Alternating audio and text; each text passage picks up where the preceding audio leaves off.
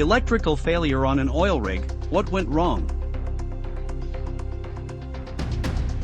Imagine this, you're on an offshore oil rig in the middle of a critical operation, and suddenly, boom! The rig is in darkness, alarms are blaring, and time is ticking. What happened? How do you fix it? The entire power system goes down. And more importantly, how do you prevent this from happening again? Real-world electrical failures and how to fix them. Welcome to RIGPRO Academy, where we break down real-world oil rig challenges and teach you how to solve them like a pro. In today's episode, we're diving into one of the worst nightmares for any rig crew: an unexpected electrical failure. The incident breakdown. Let's go over the scenario and identify the various causes of the failure.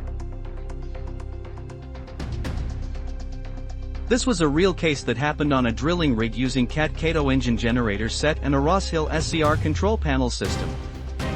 Everything was running smoothly until, without warning, the entire rig experienced a power blackout. Drilling operations came to a halt, and communication was lost for several minutes. What are the possible causes? Number 1, overload on the generator system exceeding the power capacity.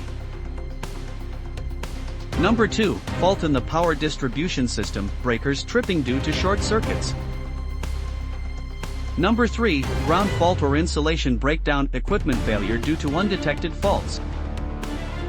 Number 4, voltage instability from a failing AVR, Automatic Voltage Regulator.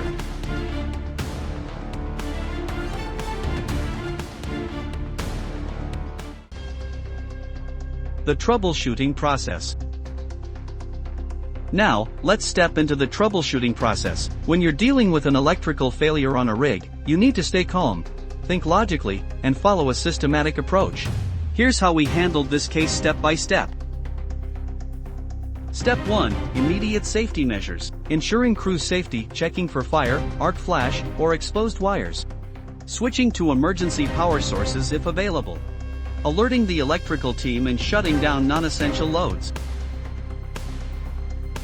Step 2, diagnosing the failure. Checking the generator control system, are there any alarms on the Kato control panel? Inspecting the busbar connections, loose or corroded terminals? Using Megger testing to detect insulation failures. Step 3, identifying the root cause. In this case, we found 1. A damaged AVR caused a voltage drop across the system. 2. A short circuit on one of the motor control circuits led to breaker tripping.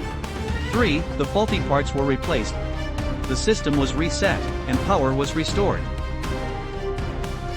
So, how do we prevent this from happening again? Here are the key takeaways that every electrical engineer working on oil rigs must remember.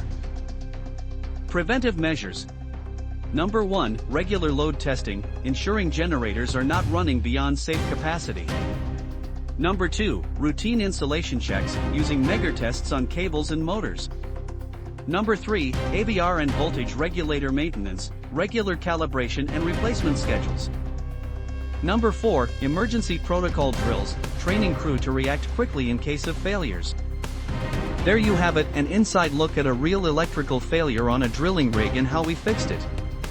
These failures can cost companies millions of dollars in downtime and put lives at risk. But with the right knowledge, they can be prevented. If you found this valuable, hit the like button, subscribe to RIGPRO Academy, and let me know in the comments, have you ever faced an electrical failure on a rig?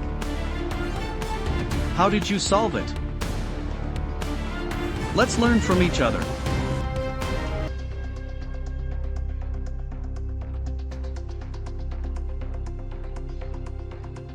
Next episode, drilling rig generators, why did we lose power?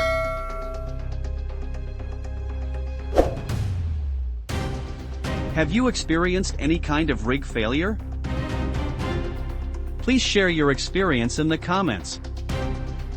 Please don't forget to subscribe and hit that notification bell, so you'll never ever miss another RIGPRO video.